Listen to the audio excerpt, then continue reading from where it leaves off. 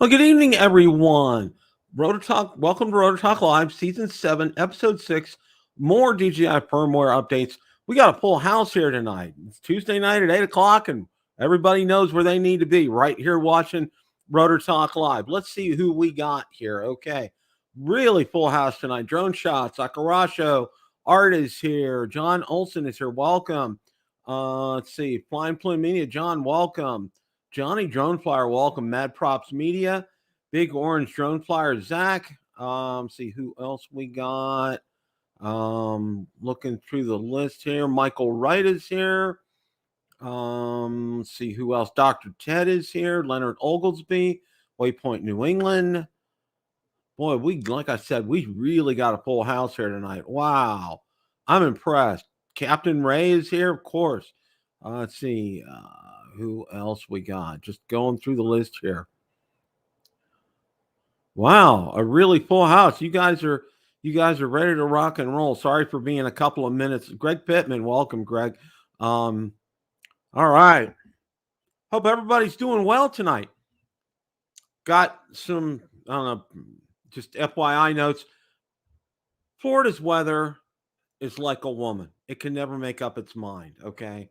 I guarantee you. It's like, I was getting ready. Saturday was a great day, but I had my bed cover installed on my Tundra, and that ate up most of the day and couldn't fly. And when Sunday, 100% chance of rain, and it came through. And then after the rain was gone, it was like 30-mile-an-hour winds. So go figure. Hoping maybe this week on Thursday I'll be able to get out and fly. I had that day off. Friday and Saturday and part of Sunday, we're going to be driving a little north of Orlando for what's called a 2024 Hamcation or Hamcation. It's the second largest ham radio show in the United States. The largest one being Hamvention. It's up in Dayton, actually Xenia, Ohio, in May. And I was all set to go to that when I broke my left hand, but that's not going to happen, okay? And we're going to actually, I found a route to go to Orlando where I don't have to go on Interstate 4, okay? Only under life and death circumstances will I drive Interstate 4. It's just, it's horrific to drive. It's horrible to drive, just horrible. So any of you guys, and I know several of you guys are some ham radio aficionados. I know Richard's in here. I think I don't know if I mentioned you or not, Richard. Welcome. Any ham radio aficionados who are going to Hamvention, make sure you stop by and say hi to me. Valerie and I are going to be wearing our Ham Radio Basics t-shirts, so look for us there. We're going to have a blast. I'm looking forward to meeting all the other YouTube content creators. This is going to be a first for meeting a lot of them. Several of them won't be there, but quite a few of them will. And I was on a live stream on Sunday night on Ham Radio 2.0. Jason, he had me on, which was, I want to thank Jason very much for having me on. Had a total blast. Okay. Housekeeping number one. Housekeeping number two here. Okay. What's a hand radio? Is that like, I'm sorry, Mad Props. I meant to say ham, H-A-M, ham radio. Okay. Amateur radio. All right. Okay. Housekeeping item number two. Tundra Nation Basics is almost ready to rock and roll here. I got my first cut at the intro, outro video. The outro looks good. Intro needs tweaking just a little bit. And also, real interesting, I filmed a quick and dirty shorts to put out there for an accessory to put inside your Tundra in the big, and I mean it's big, not glove compartment, but console between the seats. 199 views, and I didn't even throw it out on social media at all. So I'm sure my channel is going to do well. And there is a link in the description here. So guys, please do go ahead and subscribe. I know I got 7 people already subscribed. Like to have a lot more. We're going to have a lot of fun with that channel. I'm going to have a once a month live stream. I'm going to have some people, other Tundra owners, other ones who have YouTube channels, going to have them on and just going to kind of do an informal kind of interview kind of thing. So look forward to all that. Okay. All right.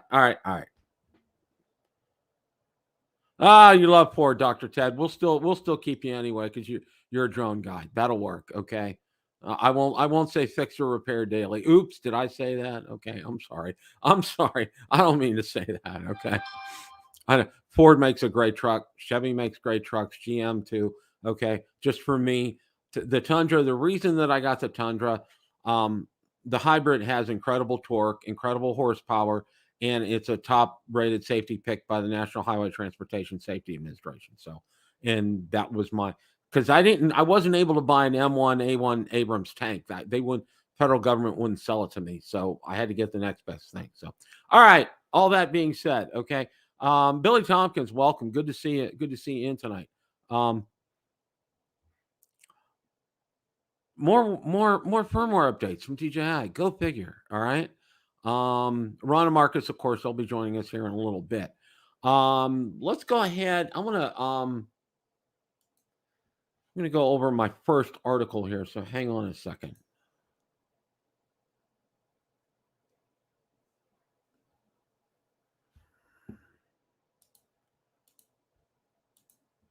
And okay. Interesting article. How to use DJI Avata drone for indoor mapping with sky browse. Okay. Wow. Okay.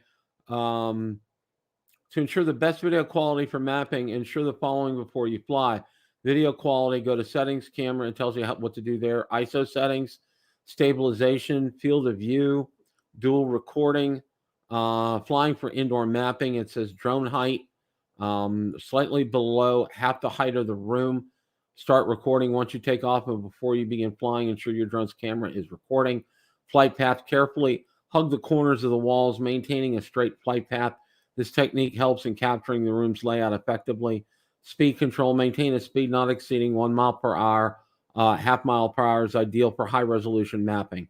Completing the flight. Once you circle back to your original location, stop recording before landing. This marks the end of your data capture. So real interesting here for those of you Avata aficionados who want to maybe try to do some indoor mapping with it. And you guys do that. Drop it out on Build a Drone Reviewer Facebook group or page. Love to see it. Love to see you guys. If you do a video of that, definitely please feel free to go ahead and share something like that. I thought this was very interesting. Something to do with the Avata. So, and you don't have to worry about weather. You'll be inside. Well, one of the things that we know is the Super Bowl is a no-fly zone. Okay, that's been taken for granted here.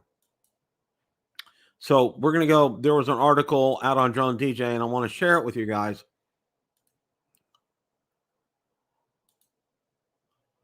Week-long FAA Super Bowl no-flight drone ban in Las Vegas begins today, and that was yesterday. So it started on the 4th. Okay, before game day, February 5th to 9th. Restrictions around Allegiant Stadium on February 5th for 1 nautical mile up to an altitude of 1,000 feet between 3 and 8. Restriction around Resorts World on February 8th for 1 nautical mile up to an altitude of 1,000 feet between 2 and 10. Restrictions around Allegiant Stadium on February 9th for 1 nautical mile up to an altitude of 1,000 feet between 11 a.m. and 2 p.m.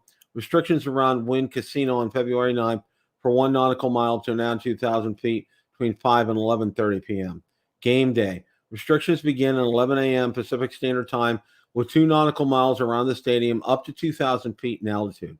Restrictions expand between 12:30 until 2:30 until 8:30 Pacific Standard Time to a 30 nautical mile radius and up to 18,000 feet in altitude. Okay. Well, and I think it was here. Okay. The most recent, I wanted to read this to you especially. The most recent of these occurred during the Chiefs' January playoff contest in Baltimore when a drone was detected at M&T Bank Stadium during the first quarter, causing a brief pause. That followed 2 NFL rule-required delays during the November 16th Ravens game when it was later learned 8 different UAV flights violated the area's no-flight ban.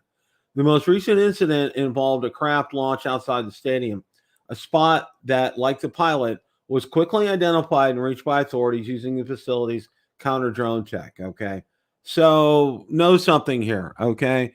For you who decide rule breakers, and I'm not going to, this channel wants everyone out there who within my voice to comply with these rules, okay? But if some unfortunate soul decides to go out there and break these rules, you're going to get caught. Okay. The tech is so advanced right now that they'll find you where if you move a step, they'll know where you are. Okay. So in other words, don't do it. Okay. And they will make an example of you. I am very sure of that. So and again, 30 nautical miles, 18,000 feet during the game time, during game time. Okay. Don't go out there and see if you can get the authorities come to you, because they will. All right. And that's like if you live within a 30-mile radius. Well, I know a lot of Las Vegas, especially the downtown areas, a no-fly zone. It always has been. All right. And because I know the people, and I think Bob Dempsey has mentioned it as well. You kind of got to go on the outskirts to get out there and fly, which is nice. There's some very scenic spots, but boy, it'd be nice to capture some of the sites downtown, but you can't. Okay. It's just, you can't. It's against FAA rules. You just can't do it. Okay. But think about this: 18,000 feet, 30-mile radius around the stadium when the game's on. All right. Don't tempt fate. Don't be that guy. Don't be that example out there. Okay. Follow the rules. Okay. Because and don't go out there and see if you can test them, seeing if they're going to find you. It already said there that they did find people, and they're going to be there. All right. They're going to be there. So sit back, relax, have your chips and nachos and pizza and subs and favorite beverage, and sit back and watch the game. All right. Enjoy the game. All right. I'm sure it's going to be a good game. I hope it's a close game. I hate Super Bowls or blowouts, but I hope it's a close game. And I have my thoughts on who I think is going to win, but we might reveal those a little later when Ron and Marcus join me, especially Ron and I can have our 5-minute Super Bowl talk at the end of tonight's show. So, but anyway, that's where all that is. I just wanted to kind of level set that. All right. Okay. This is a little bit old news here, but I wanted to let you guys know about this. All right. And I think you guys know this, that there was a firmware update for the, let me see. Do I have that? I cut that out. Okay. I was going to show you. It's a YouTube video anyway. I can't play it, but the latest firmware update adds DJI Mic 2 support. Da-ta-da. All right. And that is absolutely awesome, because you don't have to put any dongle on there, nothing. Okay. Follow the instructions on how to do it. There was a video, and I dropped it out on Build a Drone Reviewer Facebook group, so you can go out there and see that if you want to have instructions on doing that. Okay. And then some other news to go along with that. All right. You seen the post? Yeah, we're gonna get to that. Thank you for bringing that up. I'm saving that for when Ron and Marcus are going to be here. But yes, I have, and I got some thoughts on that. All right. So what was I saying? All right, about the Osmo Action 4. Guess what Bill the Drone Reviewer did? Bill went out to Amazon. Well, there's a long story here. Okay, I went out and originally ordered it from DJI. Okay. DJI said it was going to be like 2 weeks before they could send it to me. And I'm like, no. This is why the sale was still going on. So I went ahead and I ordered it on Amazon. I canceled the order on DJI, ordered it on Amazon. Okay. And I canceled it within less than 10 minutes after placing the order. All right. I thought everything was fine. Ordered it from Amazon. And Amazon, it's either going to be here tomorrow or Thursday. Okay. And I was chill with that. That's good. All right. What do I get the next morning? Okay. From DJI, it's shipped already. I'm like, you got to be kidding me. All right. How many times have we waited for products from DJI? Okay. And their shipping has just been less than desirable, let's say. All right. I've been there. I've been there, done that with DJI. Okay. Several times. It's just been very frustrating. So they go ahead, and next thing I know, they send me a return. They said, sorry, we didn't catch it before the shipper had a chance, before the shipper put it out to be shipped. we'll send, they emailed me a label, just slap the label on there, send it back. We'll process your refund, all that kind of good stuff. All right. Well, then we're out. Was it? Oh yeah, we were out the other morning on Saturday morning. Okay, having breakfast, and I got a phone call, had spam on it. Usually, I'll answer them because it can't. Spam comes from the same area code as my number almost all the time. All right. So I went out there. I answered the call. It was DJI. They said that they intercepted the shipment. It will not make it to me. It's going to come back to them. And as soon as they get it back, they'll process a refund. And I'm like, why didn't you guys do this in the first place? All right. Just cut out the middleman. Just take care of it. Get it done. Okay. And, their whole thing was, it was like 2 weeks before when I ordered it. And I'm like, no, that's not acceptable. I mean, it's free shipping and I get it. But it's like, okay, I ordered the Air 3 or the Mini 4 Pro. And it was here 2 days later, both of those drones. I didn't have any problem with that. And, one was from, I think I got, one of them's from Adorama. It was like here in 2 days. I mean, it's like no problem. All right. What's going on, DJI? Anyway. All right.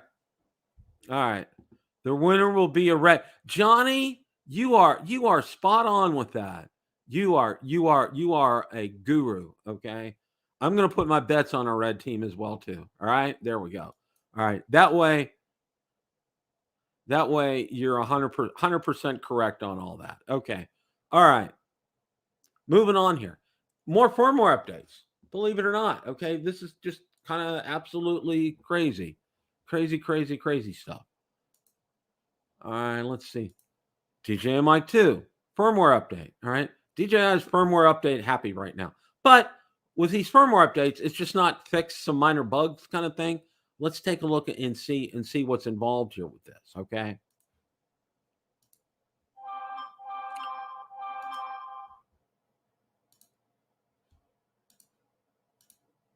New DJI Mic 2 firmware is here, okay?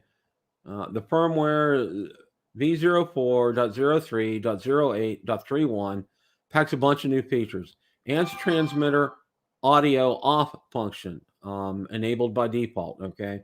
Adds noise reduction via power button, enabled by default. Adds compatibility with the iPhone 15 series, supporting the receiver to be used while charging when connecting to a mobile phone via the mobile device adapter. Optimizes the stability of the system during use. Fixes the issue of the transmitter not switching to Bluetooth mode when internal recording was activated. Fixes the issue of the transmitter when directly connected to Bluetooth device, incorrectly indicating support for internal recording and noise reduction through LED information. Fix some additional known issues, okay? And then it goes in here and tells you how to update the DJI Mic 2 firmware, okay? And I would say for the latest and finding out how well the DJI Mic 2 is, check out Ron's channel. I know he has one. I know he's putting it through its paces, and I'm sure he has some good videos. I think he's done one, maybe two. I'm not sure. And I know I've watched one of them. So get out there. Of course, obviously, you want to support Ron. Of course, absolutely, 100%. But get out there, check that out. See what Ron has to say about it. And for me, and I'm going to tell you this, I'm really happy with the Mic 1, the original mic, okay? It's been working flawlessly for me. I've had absolutely, positively no issues with it. Here we go. All right. Oop. Here we go. All right. This thing has worked like a champ. All right. And one of the things that you need to remember, okay, on your phone, you want to turn it to the more video mode and advanced video, so it will pick up your dongle when you put it in your phone to pick that up with your smartphone. Just a kind of a FYI here. Welcome, Uncle Bill's Toys. Good to see you. Okay, David Martin Graff, welcome too.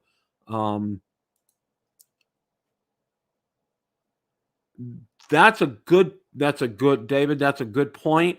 I'm thinking what we're going to see first. We're going to see some kind of DJI FPV. I'm almost sure that this quarter. Then after that, we might see an Air 3S. Don't know, but I would say you're probably going to be looking if we see a Mavic 4 this year, maybe August, September kind of time frame. Who knows? All right. And we're also talking about a Mini 5, but we're gonna wait for Ron and Marcus to join me before we start doing that. But yeah, George Kelly, welcome. Good to see you tonight. Thank you for stopping by. So yeah, and there's another firmware update we're going to talk about, believe it or not. Wow. Okay.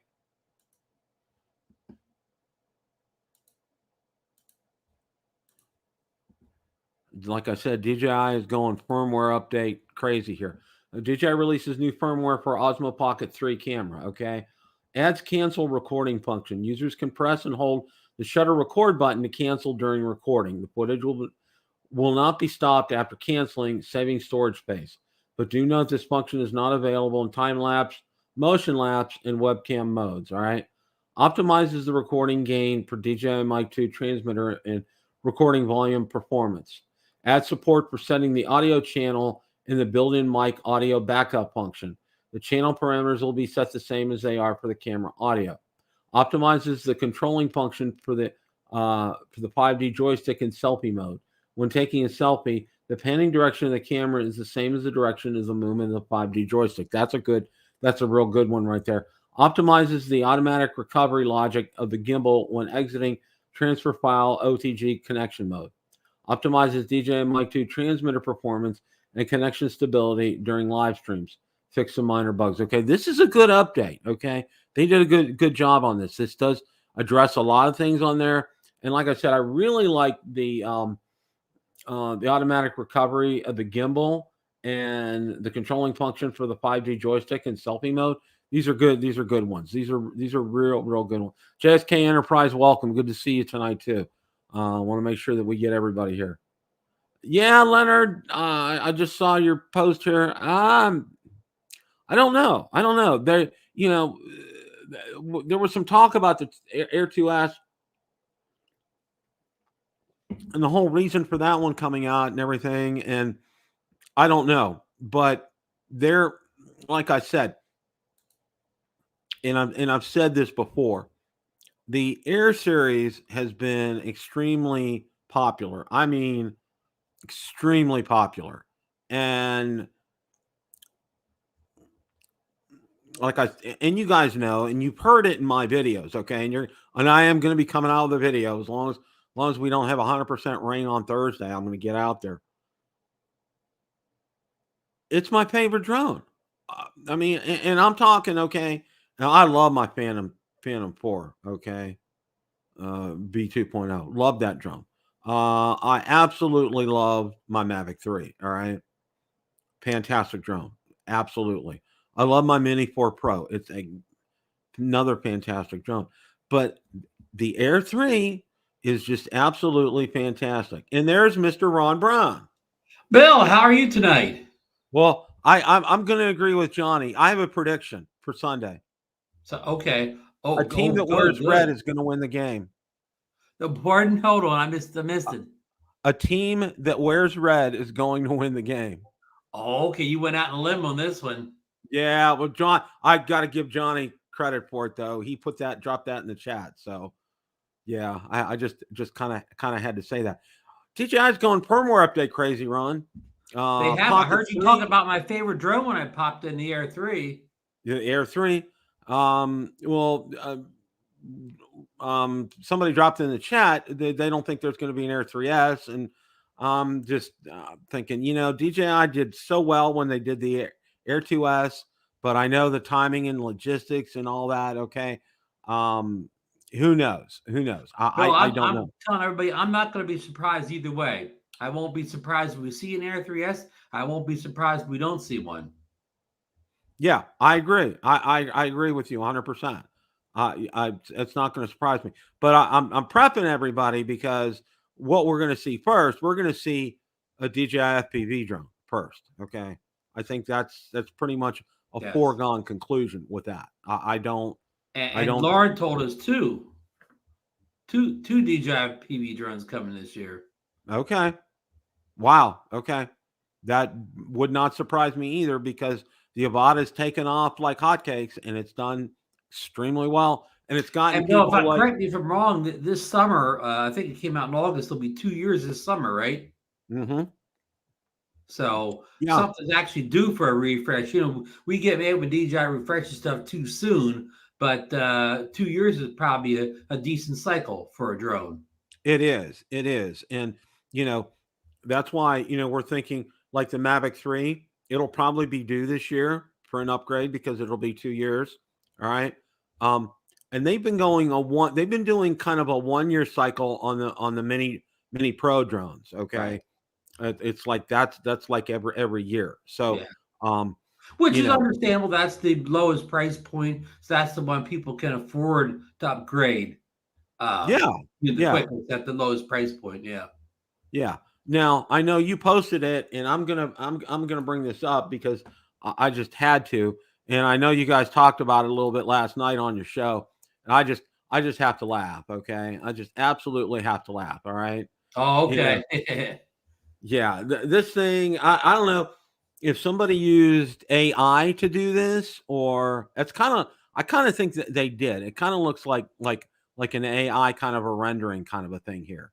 Kind of looks like a drone you'd see like in a James Bond movie or something like that. Yeah, it reminded me of a drone in one of the Tom Cruise Mission Yeah, some Impossible of those movies. type of movies. Yeah. Yeah, that's exactly what this looks like, and it's incredibly small. Okay, I mean that's you know the Mini 4 is going to be a lot bigger than that. So they're not. This is just so far, out of whack. It's not funny. That's actually like the Mini 10 or something like that, right? That's way down the Pro- line.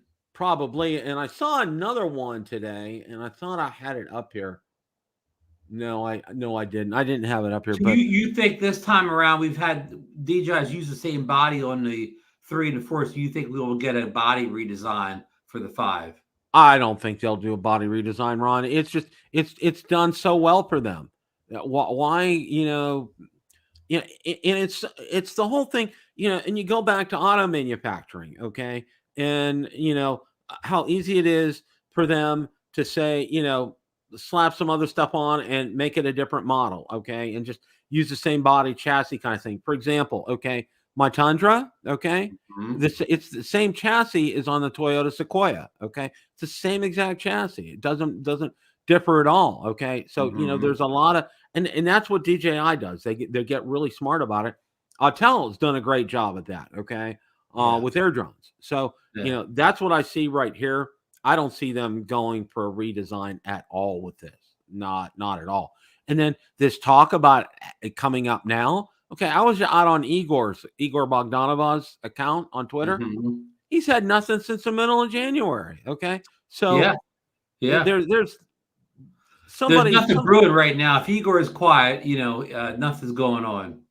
yeah, yeah. So if Igor's quiet right now, there's nothing going on. I mean, he'll let you know when something's in the pot right now. He seems to be the go-to guy, and he gets all the latest information on that. And he's Yeah. been very accurate with that, Ron.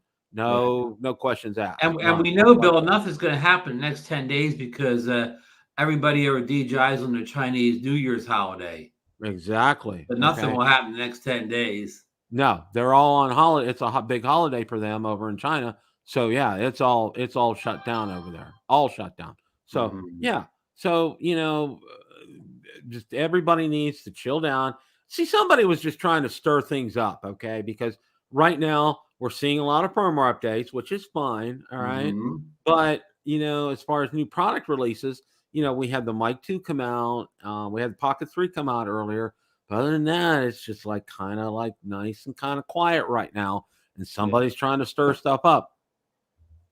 No need to do that. We talk about we don't really, I mean, we really don't need anything new. The Mini 5 Pros, I mean, the Mini 5, yeah, Mini 4 Pro is the best mini drone ever. The Air 3 is the best air drone ever. We have such good drones now. We're not screaming for any updates. No, no. I mean, your choice of drones right now is fantastic. Okay, the Air 3, like I said, I'd be hard pressed to even say that might be a better than the Mavic 3. Here's Marcus. Good evening, Marcus. Good You evening. know, as far as my favorite drone is concerned, and without a doubt, the Mini 4 Pro is the best mini drone that DJI has come out with. All right, so it's like, DJI has to try to outdo itself, but realize, we have some incredible tools at our disposal right now. They're already here. Yeah. Okay, can I play the other side of that coin? Go for it. I'm just telling you, boys, DJI will have surprises for us that we don't even know yet. Well, I agree. You always say that, and you're always right. So I'm right. But until then, fly what you got. Oh, of course. Oh, absolutely. And enjoy it. And the equipment you're probably flying today is the best equipment you've ever had. This latest generation of drones, when I talk about the Mavic 3, including the Mavic 3 Pro, the Air 3, and the Mini 4 Pro, and maybe even the Mini 3 Pro as well, the capabilities of those products are insane. And it just absolutely, it takes it, they've taken it to a whole nother level that they're idiot proof. Anybody can be a professional videographer now with those things, with all of the quick shots, master shots, all the professional things that they'll do. It's just it's really, I'll just step back a little bit. It's just so much fun to be a part of this hobby. I freaking love it. Right. You used to always say a certain drone was your favorite drone ever, but I think I could say the current Mini 4 Pro is my favorite mini drone ever. The current Air 3 drone is my favorite air drone ever. I kind of go on. The Avata is my favorite FPV drone ever. I can sound like a broken record here. I'm glad you brought up the Avata, Ron, because let's look at what the Avata has done. It's brought that FPV experience to the masses. Would people like you and me, Ron, ever have picked up an FPV? It's FPV for dummies. Well, you could say that, but it doesn't have that high barrier of entry. In other words, listen, I'm never going to pick up a solder gun, nor are you. I can't speak for Bill, but I know you won't, Ron. So it lowered that barrier of entry for us to enjoy that same kind of freedom of flight that an FPV. And you and I like buying a complete kit. We don't like buying a drone here, a controller here. We don't want to buy from 6 different places and assemble something. We have to get a complete kit when we purchase. But trust me, DJI they have people that are looking out to the future. And when there's all this talk about the next Avata. Well, we don't know what it's going to be. It'll probably have a better camera, probably in some way. Who knew what that motion controller too?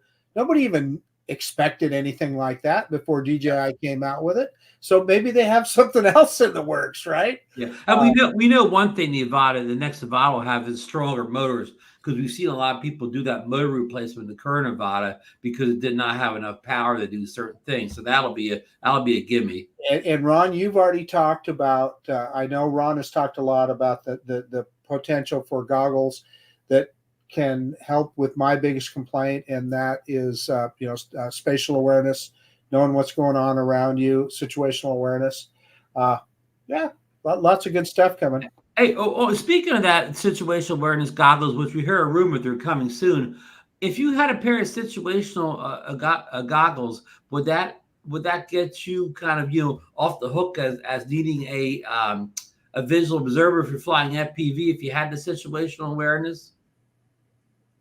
Potentially it could, right? The situation where it was so good you could even see the drone. Yeah. But the very nature of FPV is that the drone is out of your sight much of the time, right? You're flying around a tree or a building or whatever it is. So, yeah, visual line of sight in FPV, even if you've got a VO, I don't know. We'll see. Anyway, I'll leave it at that. Yeah. Well, thank you, Johnny, for the $1.99. Appreciate that. He never contributes to our show, Ron. Well, he had a prediction for the Super Bowl, Marcus. You want to hear it? Yeah. He said a team with a red jersey is going to win the game. I think you can say that absolutely. There's no And maybe question. that's not $1.99 is Johnny putting some money down on that bet. Johnny's putting some money down on that. Okay. Putting money where his mouth is.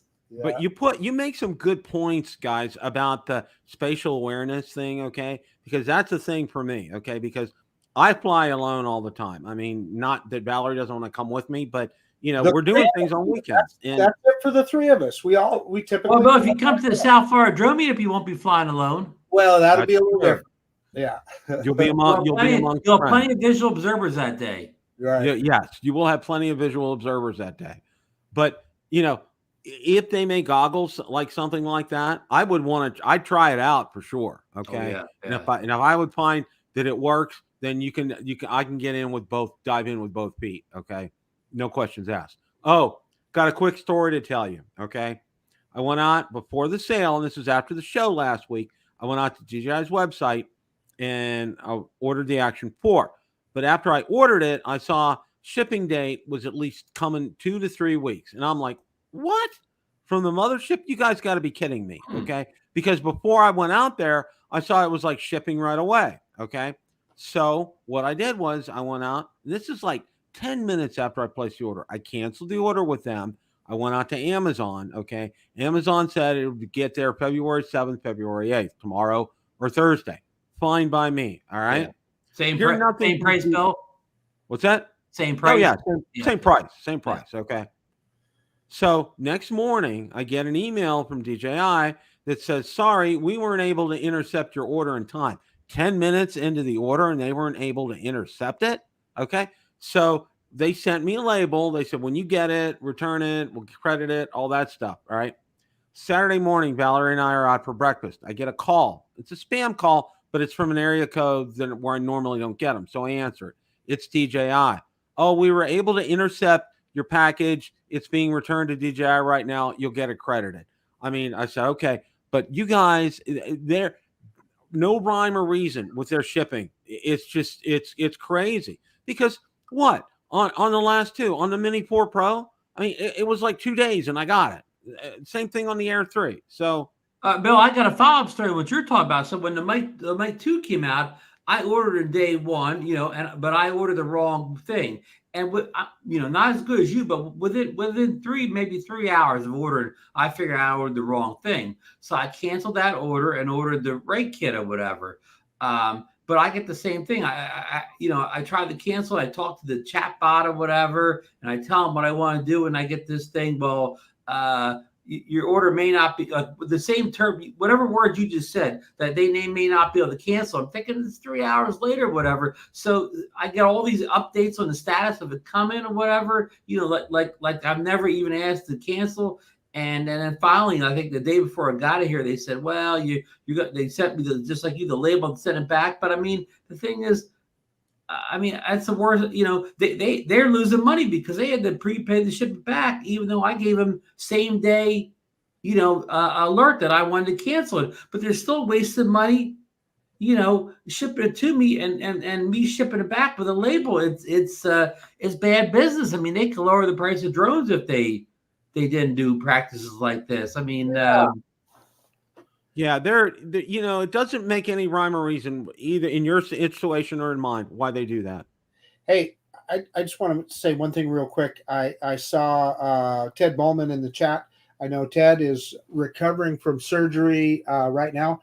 All the best, Ted. You and I are going to have to go out to lunch soon. Hey, get well soon, Dr. Ted. Get well soon, Dr. Ted. Thoughts and prayers are with you. Glad you're with us tonight, by the way. That's great. It's good medicine. Okay, watching this show is good medicine. All right.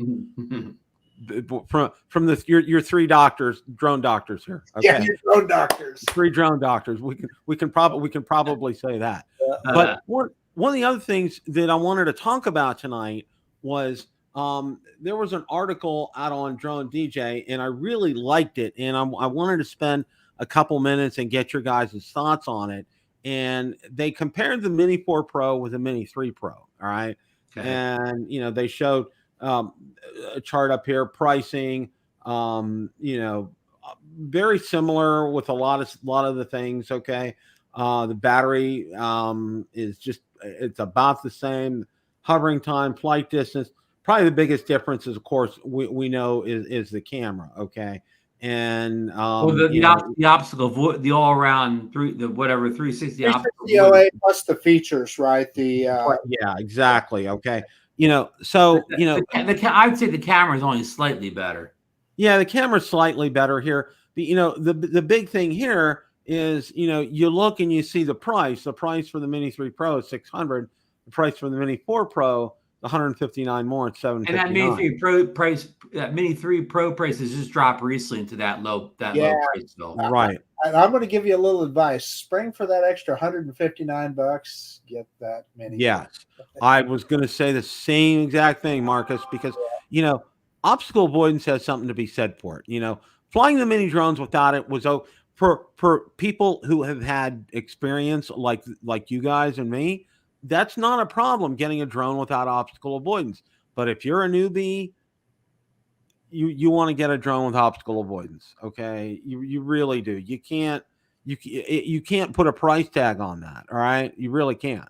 We talked about that before. I mean, the people that need the obstacle avoidance most are the kind of newbies, and they're the people they're selling the cheaper drones that don't have it to.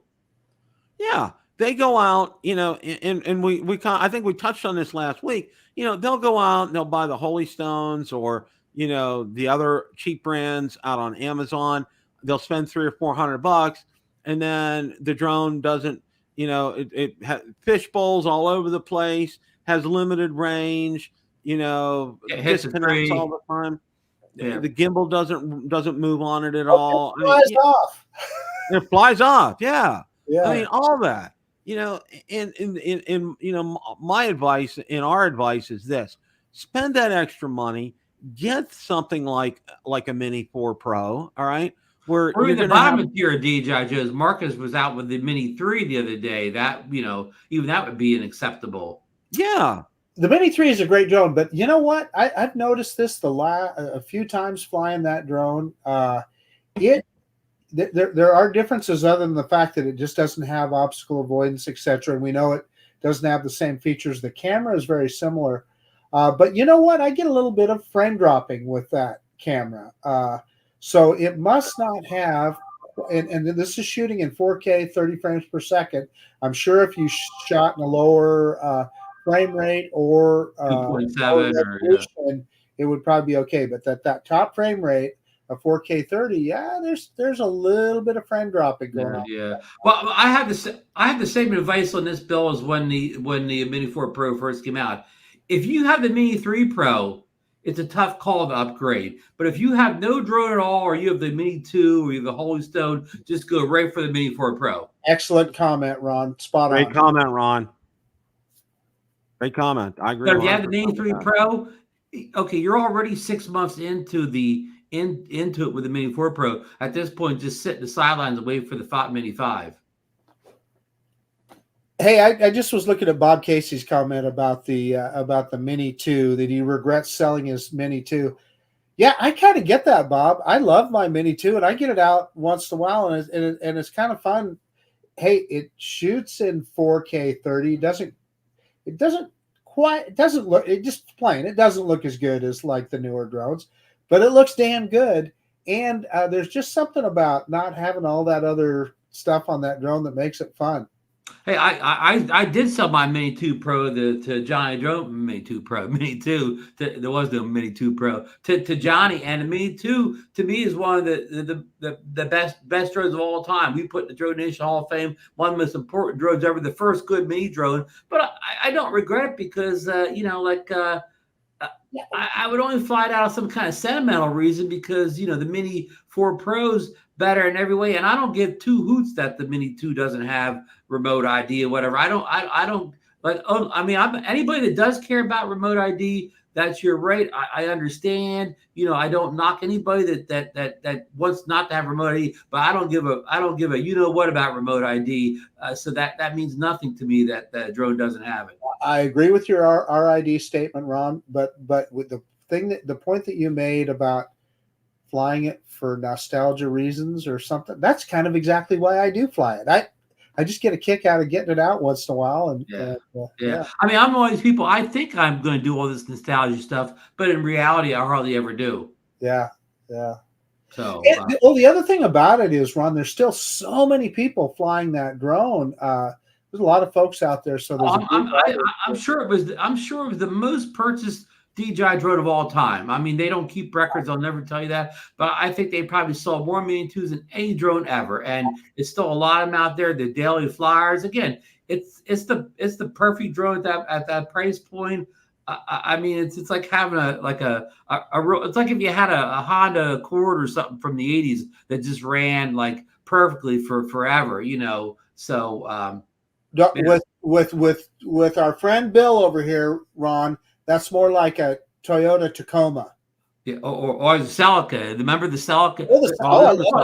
And it's the Toyota Camry. You could buy Camry. You had like a 1988 Toyota Camry. It probably would still run like a top. Yeah. Oh, yeah. But the body would be completely falling apart. Okay. Well, unless you lived in the West Coast where you didn't get any rust. You didn't get any rust. But what would you guys give for one of those early Toyota Celicas, one of those 1970s? I mean, they looked like a little Mustang or something. Those things were cool. They were. And again, if you kept it away, like Bill said, if you kept it away from rusting, it probably still run good. I mean, their engines run good. Yeah, you could get probably 500,000 miles out of those engines. You could, without any question. Their bodies, maintenance keep taking the dealer or whatever. Yeah. You know what I was telling people? I was telling them, okay, we can probably all remember being behind a Ford that's smoking, or a Chevy that's smoking, or a Datsun that's smoking. When was the last time you can remember driving behind an old beat up Toyota that's blowing blue smoke? It doesn't happen. Mm-hmm. And Marcus showed his age here. He mentioned Datsun. A lot of people out in the thing. What's a Datsun? Yeah. Everybody go, what's a Datsun? Yeah. Oh my gosh. Yeah. I'll never forget when they changed the name over. I'm like, why are they changing the name? I scratched my head. And then somebody told me, well, that's what they're called over in Japan, Bill. And I'm like, okay, all right, I get it. Welcome to Toyotas R Us right here. Yeah. And bring back Datsuns. No, all kidding aside, Bill, the next SUV I get may very well be a Lexus or a Toyota. Well, I got an interesting little tidbit here. Is Saturday I went out and I filmed a short for my Tundra Nation's Basics channel. Okay. Well, as you know, shorts go out there automatically. I was going to set it to private and not release it until have my channel debut, but I just left it out there. Now, I didn't go out there and post it on any social media. I only have 7 subscribers. I have 199 views on it. Oh, that's cool. I was like astounded by that. Can you highlight Michael Wright's post? It's the very last post there, or we're almost the last one. Michael, if you've got one of those, it's worth bucks, man. There is a whole niche market for those. That is a cult car, man. Hang on to it. And we got to explain what people mean by AMC. That's American Motor Corporation, correct? Yeah. Yep, AMC. Who got pulled into Chrysler in the 80s. Yeah, and the Pacer was that car that looked kind of like a bubble. What movie TV characters drove a Pacer? No, they weren't a Gremlin. You're thinking of somebody drove a Pacer in a movie or a TV show. Well, I'm sure they did, but the Pacer had a larger passenger side door than it did a driver's side door. Oh wow! And that was so that people could get in the back seat. Did you ever ride it? Did you ever ride in a Pacer? You know, I'm sure that I did. I don't specifically remember. I know I rode in a Gremlin, but I'm not sure I rode in a Pacer. I for sure rode in some Gremlins, yeah. And we're getting way off subject here. But yeah, we are. We're out. And Johnny's talking about Chevy Vega. Chevy Vega was a great car. I disagree. No, Johnny says the worst car ever. I totally disagree with that statement. The first Vegas with that aluminum engines that were not sleeved, yeah, it was terrible. Those motors were garbage. But once they fixed that, when they called it the Dura something engine, they sleeved that motor. That was the end of the problems for the Vega. It was a pretty good car. But remember, you have to remember the contacts that Johnny traded like a 67, the original Camaro for the Vega. That's probably, knowing Johnny, that's probably what he did. He probably had a 67 Z28 and he traded it in on a 1970 Chevy Vega. Yeah, sorry. That was a bad move, Johnny. Yeah. Well, let's get back to drones, Bill.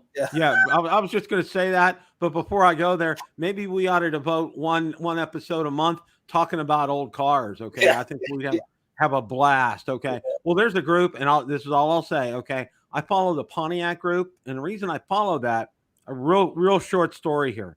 1969, some guy was selling his 69 olive drab GTO. Okay, with a black top on it, black vinyl top. 5 on the floor. It had a 5-speed. Okay. This thing, it had air conditioning on it, power windows. It was loaded to the gills. Okay. My mom needed to get a new car. All right. So we go down and we test drive it. Of course, she can drive a stick. Okay. Drove it, said it was fine. She was going to take it. My dad's mechanic at the time, he went to a small station, said that car is not right for your wife, Bill. Okay. My dad's name was Bill. That car is not right. She is not going to like that. Okay. So she takes it to work. Now, she worked 3 to 11 shift at the hospital. She was coming home, and we lived on a windy road. She had it in 4th gear. It was up to almost 65 in 4th gear. She goes home to my dad. She didn't sleep a wink that night. She says, we need to take that car back, okay? We had that car less than 36 hours. Had to swallow like about $500. But I looked it up right now, and in that kind of car, what it's worth, on the average between $125,000 to $175,000. Okay. Oh wow! I'm just like, do they still make Pontiacs? No. That label's retired, huh? That label retired along with Oldsmobile. 2008. Yeah, Oldsmobile before that. Oldsmobile was the early 2000s. Oldsmobile was before that. But talking stories about muscle cars that got away. Don't get me going here because that could be a whole episode. That could be a whole episode, right? The muscle car that got away. I have cars that would, if I had them today, would be worth so damn much money. If you had them all in a big garage, huh? Oh my goodness! Under car covers. Be like Jay Leno. 1970 Plymouth GTX 440 mag Coyote Duster hood scoop. 1968 Plymouth Roadrunner with the Roadrunner 383 4-speed, everything manual. 1966 Mustang Fastback with a 289 and the Super T10 4-speed, not the Ford top loader that most Mustangs had. The aluminum Super T10 4-speed. Another 66 Mustang. A 1967 Oldsmobile 442. Oh, the old 442. Yeah. There's a car for you. I had a few, and they're all gone. There's a car. Well, I'll say one more thing. Okay, my dad had a 1966. My uncle worked. He was a VP at Chrysler for data processing. So we went up to Detroit to get an executive's car. It was only driven for like a month. It was a 1966 Plymouth Satellite 383 engine. Okay. With a black top on it, okay? First car that we had, air conditioning, FM radios, power window, okay? Sweet. That thing was just, and you know what my dad did every winter? Because there's no such thing as rust proofing. He would get underneath that car with a bucket of roofing tar. I kid you not. He would tar the wheel wells, and then he would jack it up, the back end up. He would tar underneath the back end. That thing never had an ounce of rust on it, okay? Then what happened one night, my cousin parked his car in front of the house. Somebody hit it while they went out, totaled his car. I was literally a month away from getting my driver's license and being able to drive the car. My parents sold that red Satellite to my cousin. I tell you what, that was probably the time I was ready to explode at my parents. Oh, that Satellite. So 383 4-barrel, 335 horse. That is one sweet ride. Yeah. My dad's mechanic, okay, at the time, he said the only way I can change spark plugs on it, I got to put it up on the rack and reach at it from underneath because I can never get them on the top because that engine compartment was so crowded. That thing, man, that thing took off like a jackrabbit. Wow. Okay. All right. We're having our drone talk here. Okay. We'll get back to drones. One of the things that I'm going to be doing is I'm going to be filming a video. What I'm going to do is I'm going to take the Air 3 and I'm going to film a video of my new truck. Okay. And I'm going to put it on both Bill Drone Reviewer and Tundra Nation Basic. Okay. I thought that would be kind of a nice segue. to get them on there like that. So be looking for that. That's coming up. Hopefully I can get out there this weekend. 35-mile-an-hour winds again on Sunday after it rained. Okay, I'm like, I can't win for trying. I mean, it's just like, well, the good thing you got the truck channel now, because the wind won't affect that channel. No, I can go out there all day long. I'm not going to have any problems with that. But this weather is absolutely bipolar here in Florida. Hey, by the way, if you haven't subscribed to Bill's Facebook page for Toyota Tundra, and what's the name of it again, Bill? Tundra Nation Basics. Tundra Nation Basics. I'm not a Tundra guy, but I'll tell you, it's fascinating just to see the posts that people put on there, the things that they do to their trucks, and all their, even just the little things about the issues that they have here and there. I love that group name, Bill.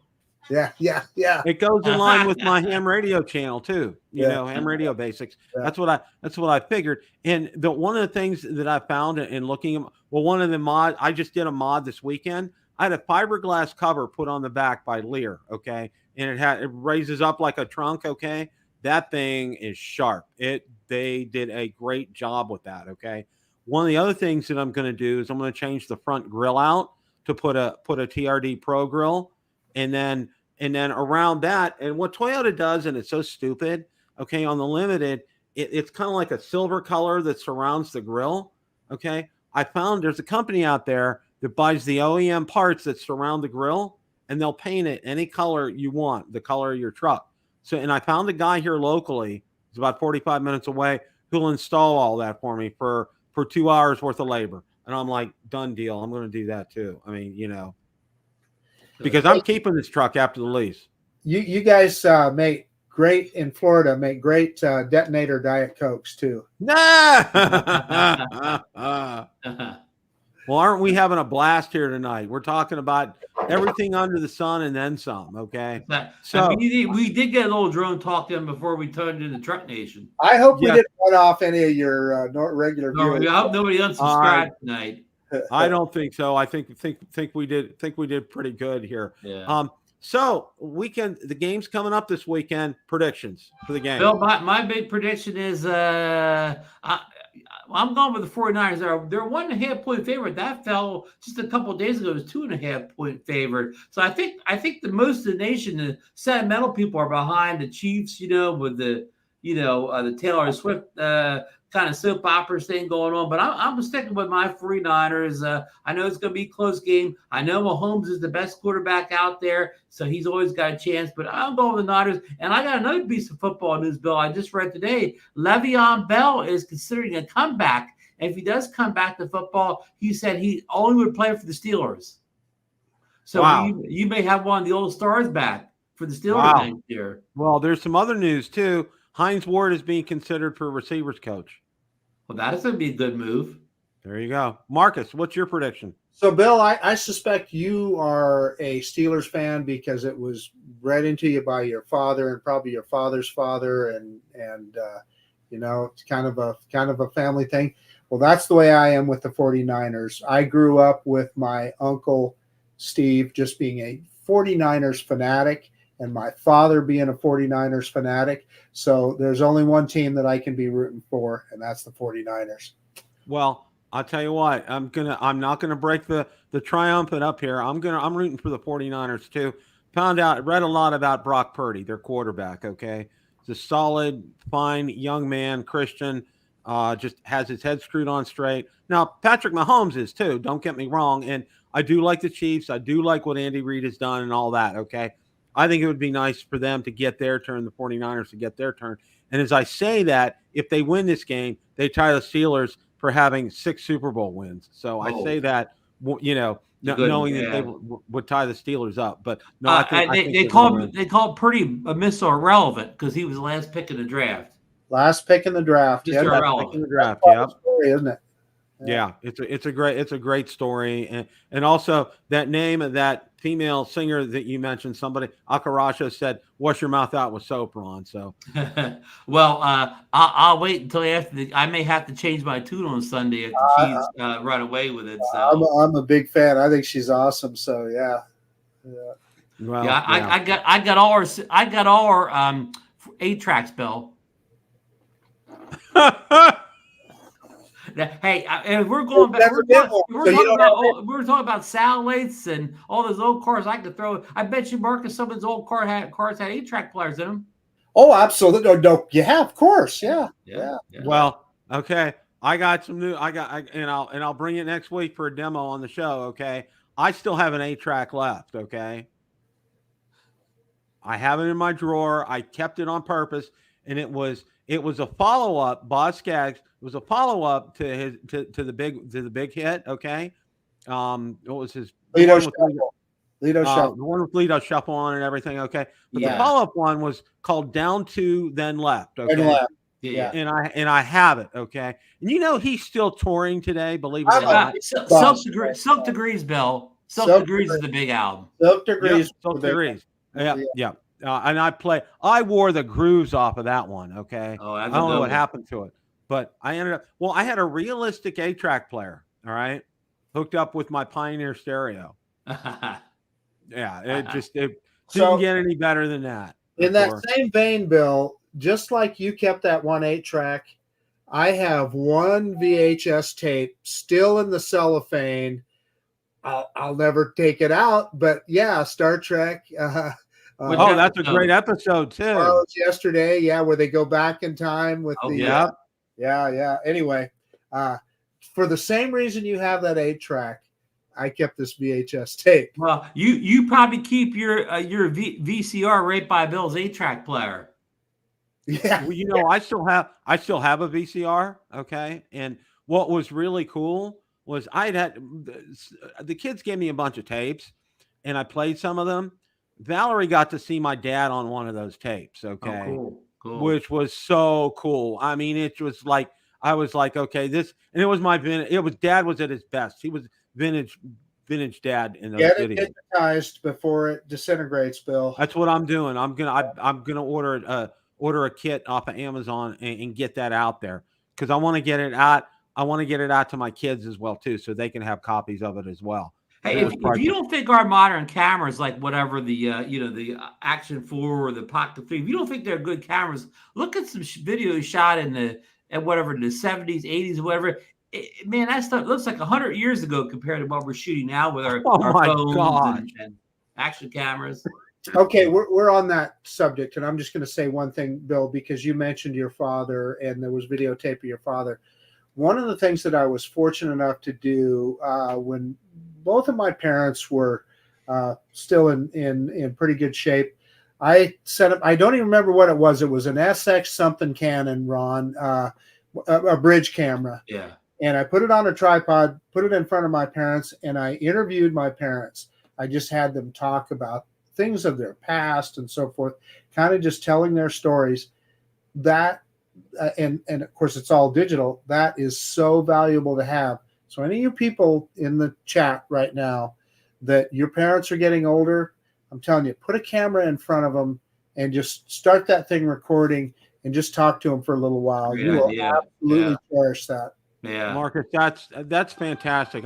I wish I had enough foresight to do that. Okay. I sure wish I could get a time machine and take my iPhone with me and go back and record video of some of the moments of my life that I wish I had better memories of. Isn't that the truth? And that's what kids today, they're going to have all of that as when they get our age. It's all going to be recorded. They're all going to see it. Of course, they'll all be walking around with Apple Vision Pros on. Probably, I don't even know. But people probably won't be even talking to each other by then. They'll just be talking through their Apple Vision Pro. Well, we've had a great show. Any final thoughts here, guys? I kind of gave with the prediction of the Niners and so on. So I just want to say good night to everybody. Thanks for putting up with all our car talk and 8-track talk and whatever. And hopefully next week we'll have some better drone news for you, Marcus. Yeah, hey, we got way off topic, but it was it was a fun conversation. So I hope everybody enjoyed it. That said, you know what? We are right on the cusp of springtime. I keep telling everybody, springtime and fall are the two best times to be flying your drones. So get those drones ready to go. And if you've got a nice sunny day, don't miss the opportunity. Get out there and fly.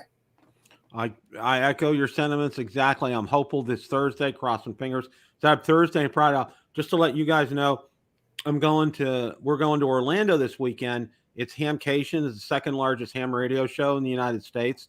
So I'm looking forward to meeting a lot of the content creators. I was actually on a show on Sunday night. One of the bigger YouTube ham radio guys. Had a total blast. Looking forward to meeting them, meeting a lot of the vendors, getting a chance to know some of them from some of the big names in radios and stuff. So that's going to be a real blast. Bill, did you just pass a test or get a new license recently? No, I've had my license on Facebook. Maybe it was something that happened. Yeah, you see that was today's the anniversary where I got my amateur extra license. Yeah. And when you get that license, basically, and the ham radio guys in the chat know this, it means I can talk DX, which is mean around the world. I'm open. I can talk on any band. Okay, it's open amateur radio. So, and that's the hardest of the three. There's 3 exams, and it's definitely the hardest. So, I studied my butt off for it. So, but yeah, I'm hopefully getting out Thursday to get some flying in before we go this weekend. And I'm going to take, as long as my Action 4 gets here, I'm going to take that. Going to take the Pocket 3. Going to take the Mic 2 with me. I'm going to have my other regular camera on my S22 Ultra. We're going to be doing that. I'm going to be handing out. And if any of you guys in the chat are coming to Hamcation, make sure you look us up, because Valerie and I will be wearing our Ham Radio Basics t-shirts. Come out, say hi. I got a goodie bag I'll give you. We're going to have a lot of fun. And Bill, I'll give you a little tip. But you get your Action 4, you get your Mic 2 connected to it, put the wind muffle and turn wind noise reduction on. It doesn't matter if it is blowing 35 miles per hour. Nobody's going to know it with that setup. I will definitely do that, Ron. I'm looking forward to that. Guys, have a great evening. Enjoy the Super Bowl this weekend. And as always, it's a great day to fly. See you guys later. Take care.